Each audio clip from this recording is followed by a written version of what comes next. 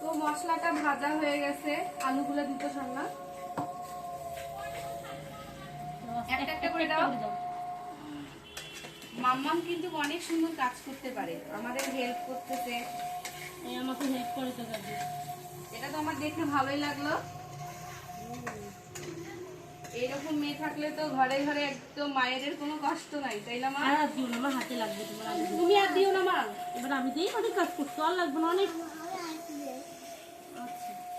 কাজ করার কত এনার্জি, তাই না রে? হ্যাঁ মা, আমি বড় হয়ে গেছি।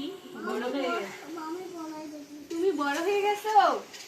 বড় হয়ে গেলে আমার কি হেল্প করবার কাছে? বড় হলে তখন কাজে করতে ইচ্ছা করবে না, তখন কি করতে ইচ্ছা করবে? করতে ইচ্ছে করবে না।